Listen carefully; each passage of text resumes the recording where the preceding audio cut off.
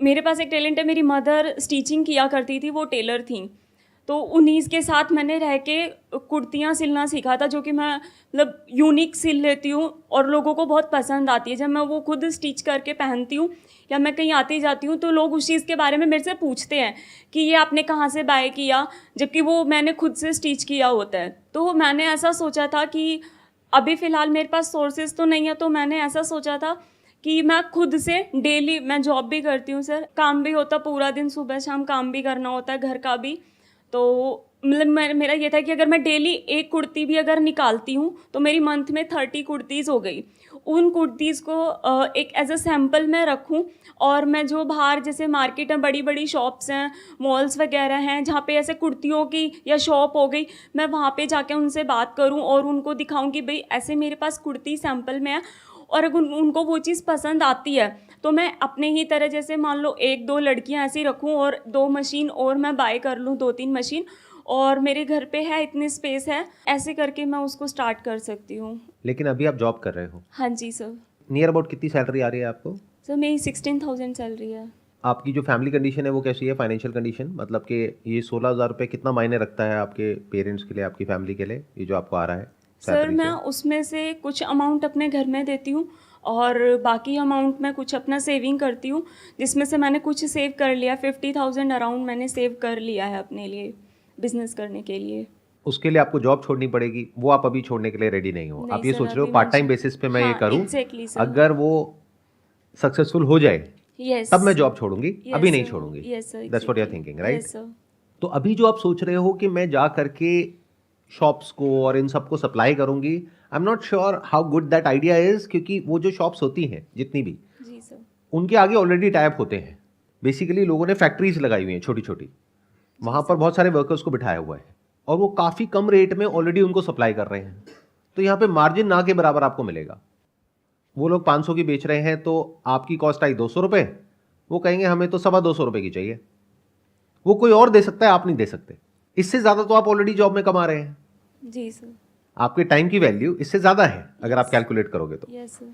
तो दूसरा ऑप्शन क्या है हमारे पास में? इसको मैं जैसे देख रहा हूं, मैं इसको ऐसे देख रहा हूं कि अगर किसी ऐसे एरिया में जहां पर के रेंट कम है लेकिन इस तरह की कुर्तियों की डिमांड बहुत ज्यादा है, वहां पर आप एक शॉप खोल दो रेंट पर, छोटी सी, जिसका नाम हो designer kurtis by whatever your name is. जी सर।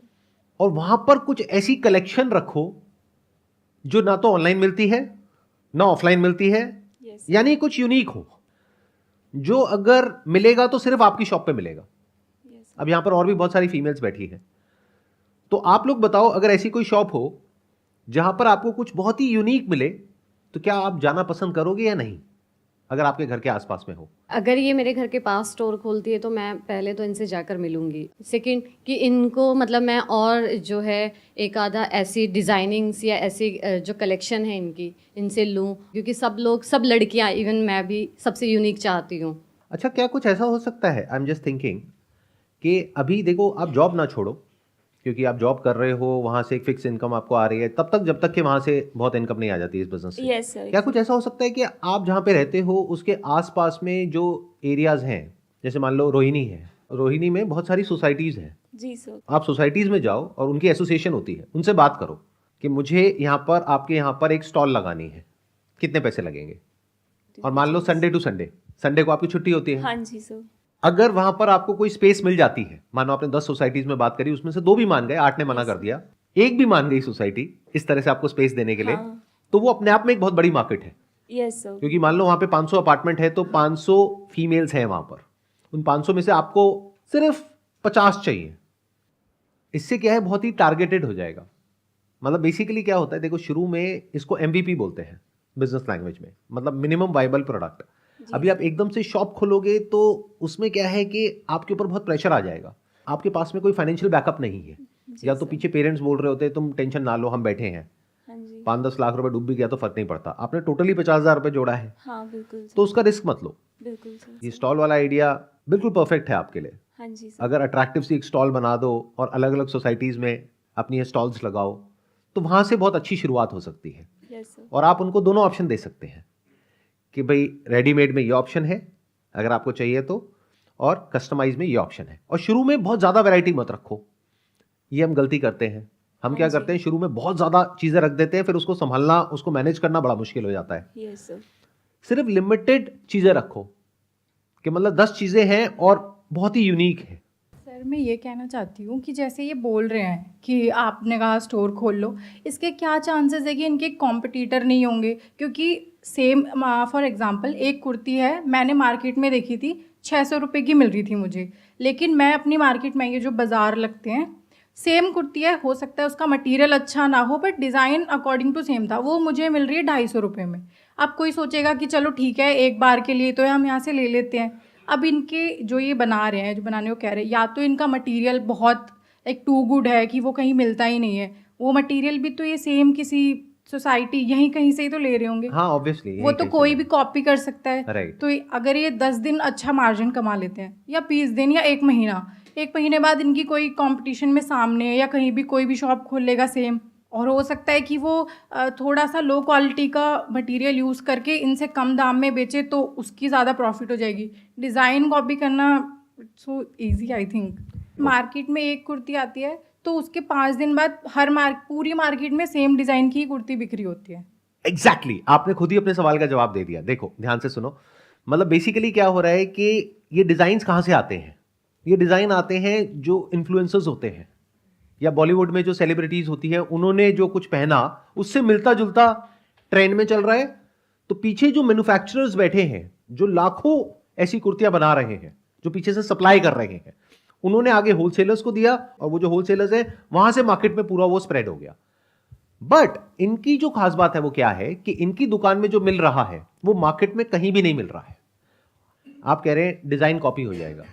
डिजाइन कॉपी किसका होता है? सर ये 1, 10, 12 ये कितने ज़्यादा ऑर्गेनाइज कर सकती हैं? अगर ये मान लो जैसे ये कह रही है कि मैं बहुत अच्छी डिज़ाइनर कुर्ती बना रही हूँ, तो अगर वो 10 डिज़ाइन बनाएंगी, 20 बनाएंगी, 25 बनाएंगी, फिर उसके बाद मतलब मेरे को ऐसा लगता है कि कंपटीशन बहुत ज़्यादा हो जाएगा। नहीं, एक बार आराम से सुनिए। जो मेरा सवाल है पहले आप उसका जवाब दीजिए। जो भी डिजाइन या प्रोडक्ट कॉपी होता है वो किसका होता है? ब्रांड का। आप समझ गए मेरी बात? मैंने क्या बोला है? आई एम नॉट श्योर कितने लोग समझ पाए कितने नहीं समझ पाए। आप किसी भी मार्केट में जाओ, वहां पे आपको बहुत सारे जो ओरिजिनल बैग्स होते हैं जो एक्चुअल में 50,000 रुपए के होते हैं वो आपको 2,000 रुपए का मिल जाएगा। आप समझ गए? Yes, तो sir. कॉपी किसका होता है?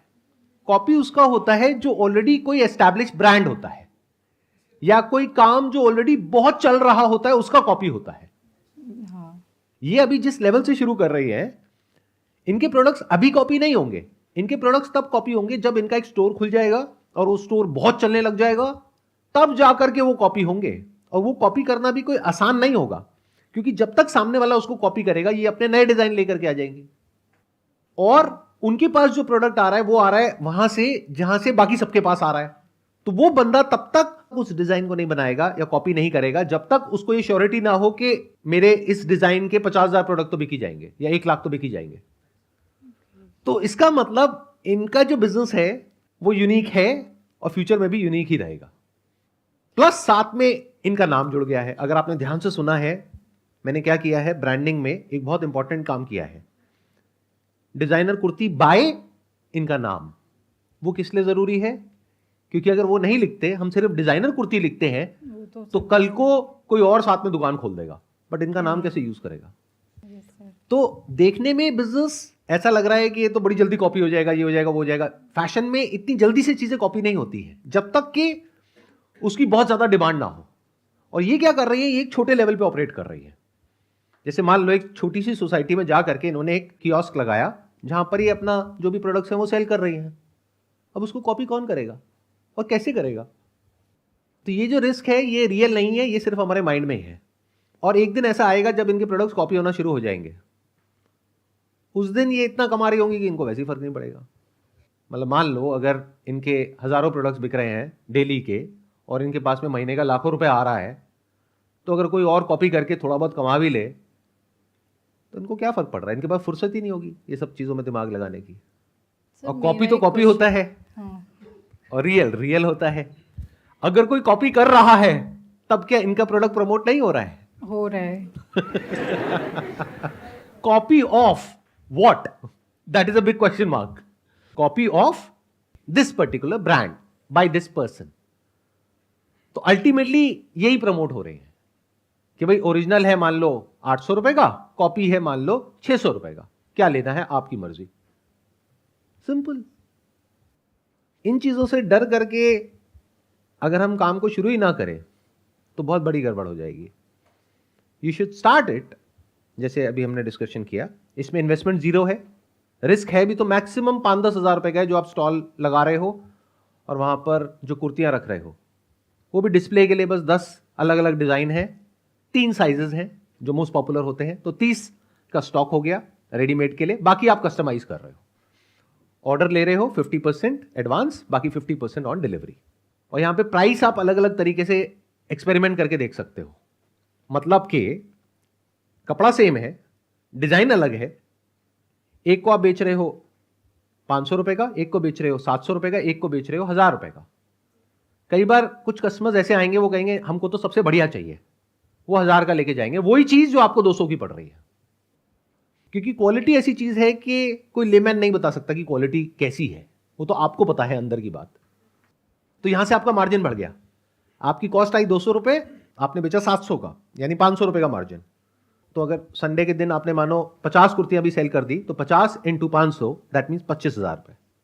इसको और कम कर देते हैं, कंजर्वेटिव करते हैं, 10,000 रुपए आपने कमाया। महीने में 4 संडे होते हैं तो महीने का 40,000 रुपए आपने कमाया। अभी आप जॉब से कमा रहे हैं 15-20 हज़ार रुपए, तो आप जॉब छोड़ सकते हैं उस टाइम पे।